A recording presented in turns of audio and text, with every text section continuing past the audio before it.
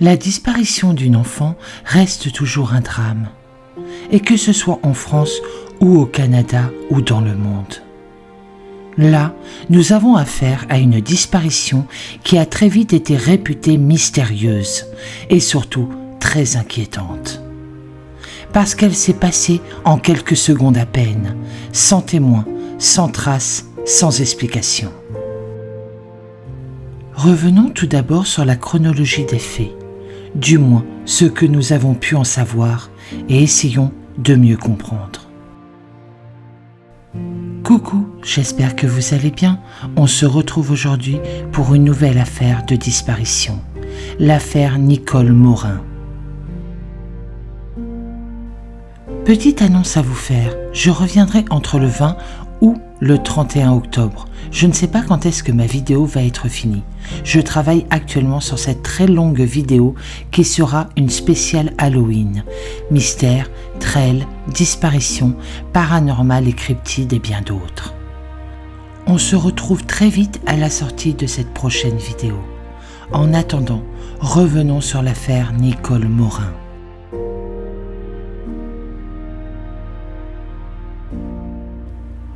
Nous sommes le mardi 30 juillet 1985, à Toronto, au Canada.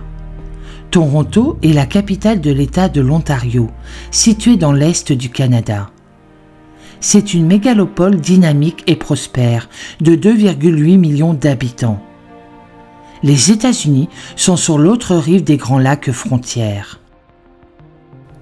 Dans le quartier résidentiel d'Etobicoke, la petite Nicole Morin, fille unique de Jeannette et Arthur Morin, tout juste âgée de 8 ans, décroche le combiné de l'interphone de l'appartement familial. Un chic appartement penthouse situé au 20e étage d'une tour résidentielle. Il est alors 11 heures. Au bout, elle entend la voix de son ami qui l'attend pour se rendre à la piscine communale, située juste derrière les tours d'habitation. Nicole lui donne rendez-vous en bas dans le hall, dans quelques minutes en bas, le temps d'enfiler son maillot de bain et d'attraper ses affaires de sport qu'elle fourre dans un sac de toile, comme elle en a l'habitude, et met ses sandalettes toile rouge et son serre-tête vert. Nicole est la fille unique et adorée de ce couple qui s'est marié il y a 12 ans. Nicole est née le 1er avril 1977. Elle est scolarisée en classe de 3e à la Wellsworth Junior School et on dit d'elle, carnet scolaire à l'appui, qu'elle est plutôt une bonne élève, toujours attentive, studieuse, calme et ordonnée. Tout paraît normal lors jusque-là dans le déroulé de cette journée qui s'annonçait sans histoire. C'est la période des vacances scolaires. Nicole avait même déjà été en bas le matin même pour relever le courrier. C'était vers 10h30.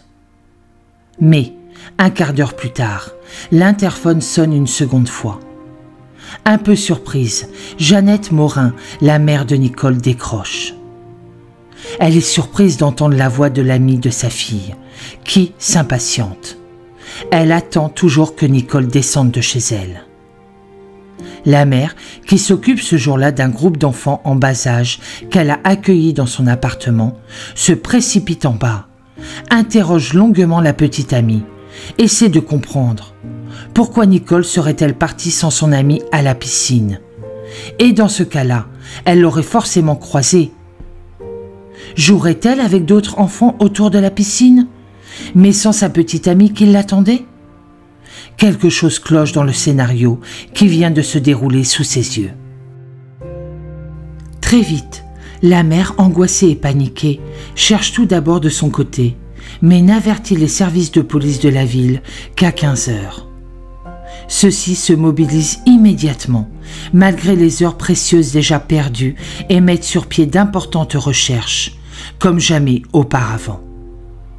En effet, la disparition subite et inexpliquée de cette petite fille est inquiétante au plus haut point. Fugue d'une toute jeune enfant? Rencontre avec un prédateur? Ou un rôdeur? Une mauvaise rencontre? Aurait-elle eu un accident? Mais quel genre d'accident? est dans la tour d'habitation même ou alors dehors. Toutes les hypothèses sont mises sur la table. La petite Nicole mesure 1,22 m, pèse 23 kg, a de beaux yeux marrons et des cheveux bruns courts. C'est une belle petite jeune fille prometteuse, pleine de vie.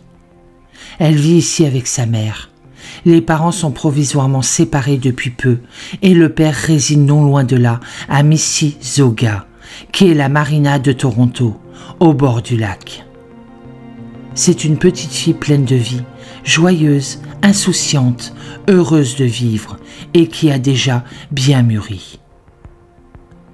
Les policiers de Toronto effectuent aussitôt de nombreux relevés, tant sur place que dans le hall d'entrée de l'immeuble, aux alentours immédiats, dans les escaliers et la cage d'ascenseur. Des milliers d'affiches sont aussi placardées partout en ville, dans les lieux de rassemblement, les cinémas, les salles de sport et de loisirs, les piscines, les aires de jeu, les gares et aéroports. Cela est certes toujours nécessaire, donne aussi toujours de l'espoir à tous, mais ici, cela, hélas, ne paiera pas. Personne ne semble avoir vu la petite Nicole après 11 heures ce jour-là. Le mystère reste entier. Il fouille tous les appartements, il y en a 429 quand même, du complexe résidentiel, cave et parking compris. La piscine aussi est visitée, dans ses moindres recoins.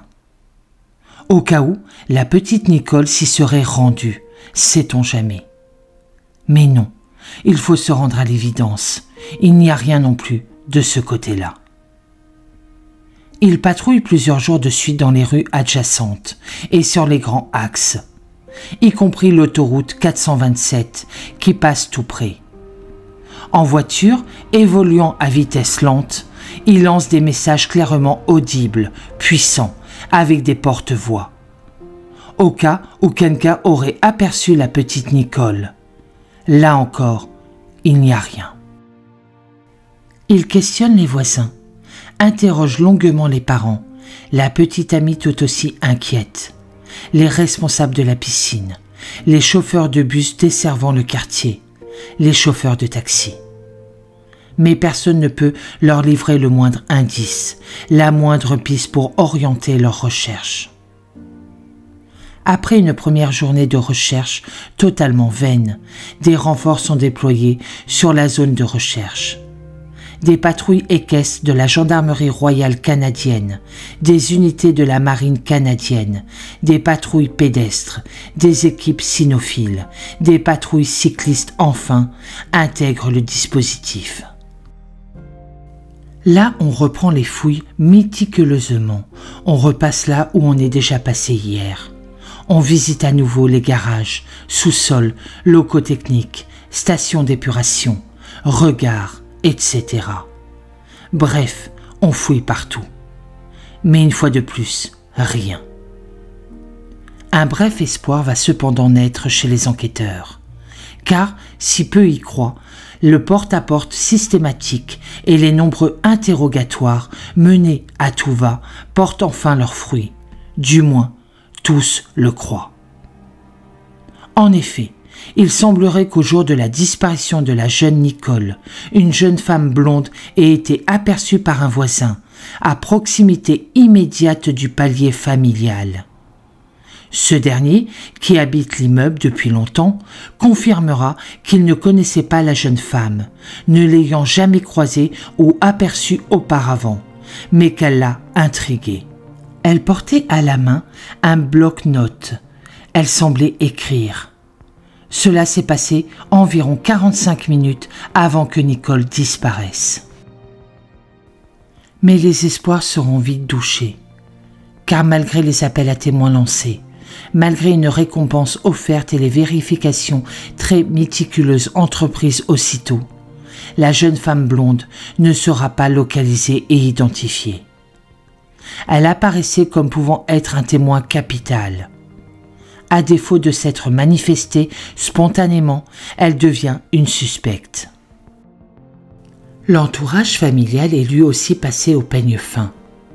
la découverte d'une curieuse note manuscrite, attribuée par des graphologues à la petite Nicole et portant la courte mention « Je vais disparaître », jettera le trouble. Finalement, la piste ne donnera rien. La petite Nicole n'avait jamais émis ce souhait, n'avait jamais évoqué une fugue, une disparition. Mais on sait qu'elle aimait écrire de petits mots. Et la séparation de ses parents, même annoncée comme temporaire, avait pu affecter sérieusement et ébranler ses convictions. Arthur le père, quittant son emploi, créant une fondation de recherche, fera finalement amende honorable, embauchera un détective privé qui lance à la recherche de sa fille et déploiera à titre personnel beaucoup d'efforts et beaucoup d'argent pour retrouver sa fille à Toronto tout d'abord, puis sur le territoire canadien et finalement aux États-Unis, tout proche. Il est vrai que la frontière n'est qu'à quelques dizaines de kilomètres et que tout l'État de l'Ontario est frontalier sur près de 2700 kilomètres, bordant ici les Grands Lacs. Il reviendra même vivre 2 ans avec Jeannette et réintégrera l'appartement familial. Mais le couple ne tiendra pas et en 1987, la séparation est alors définitive. L'enquête policière s'enlise et le temps passe inexorablement. Si elle n'est pas clôturée au sens judiciaire du terme, les recherches deviennent épisodiques. Rien ne viendra, au fil des mois et des années qui passent, enrichir le dossier. Ce n'est qu'au cours de l'année 2004 que des bénévoles de la fondation belge Princesse de Croix et Massimo Lancelotti croient reconnaître la jeune Nicole Morin sur un site internet néerlandais qui s'est spécialisé dans la défense des enfants victimes d'abus sexuels. Les enquêteurs canadiens, en contact avec leurs homologues européens, avec Interpol et aussi la toute récente structure Europol, envisagent alors la piste possible d'un réseau pédophile, initialement localisé à Zandvoort, aux Pays-Bas, mais rayonnant à travers le monde. D'autant, des analyses biométriques montrent des réelles possibilités de correspondance des 2 photographies comparées. Des vérifications sont alors effectuées auprès des aéroports, des compagnies aériennes, de la douane, mais hélas, il s'avère que les faits sont anciens, remontant à près de 20 ans déjà, et que rien, malheureusement, ne garantit l'exhaustivité ni l'authenticité des quelques données collectées, données qui, pour l'essentiel, étaient encore manuelles dans les années 80-90, partout à travers le monde, même aux États-Unis et au Canada. L'informatique viendra seulement plus tard. Et là encore, tous les efforts déployés se révéleront vains. Pour le 30e anniversaire de la disparition de Nicole Morin, en 2015, la police de Toronto a organisé une grande course pédestre de 5 km, appelée Nicole Run. Traduisons comme la course en hommage à Nicole, au Centennial Park dans la ville d'Etobicoke. L'événement comprenait aussi, après la course à but humanitaire, une veillée aux chandelles. En plus de sensibiliser le public à l'affaire, la course a permis de recueillir près de 3 000 $ canadiens de dons pour le Centre canadien de protection de l'enfance. En 2019, à l'occasion du 34e anniversaire de la disparition de la fillette, les techniques scientifiques ayant largement évolué, la police de Toronto a publié une photo de Nicole vieillie, afin de montrer au grand public ce à quoi elle ressemblerait à la quarantaine et aussi au-delà. Aujourd'hui, 38 ans après sa mystérieuse disparition, la petite Nicole Morin reste à jamais introuvable. Cette année, elle aurait fêté son 46e anniversaire. Néanmoins, l'enquête canadienne n'a jamais été totalement close. Elle continue et c'est tout à l'honneur de la justice et de la police canadienne. Jeannette, la mère de la petite Nicole, est décédée en 2007, de peine de chagrin sans doute, sans jamais avoir eu de nouvelles de sa fille unique. Quant à Arthur Morin, son père, âgé de 84 ans, et n'ayant jamais vraiment perdu espoir de retrouver un jour sa fille, vivante, quelque part à travers le monde. Il vit toujours dans la région d'Etobicoke, et il continue à chercher. À ce jour, en 2023, Nicole Morin est toujours portée disparue. Je souhaite énormément de courage à son père ainsi qu'à ses proches, et j'espère qu'un jour, elle sera retrouvée. Pour ma part, je vous souhaite une très bonne journée, je vous dis à bientôt dans une prochaine vidéo, et surtout, prenez soin de vous.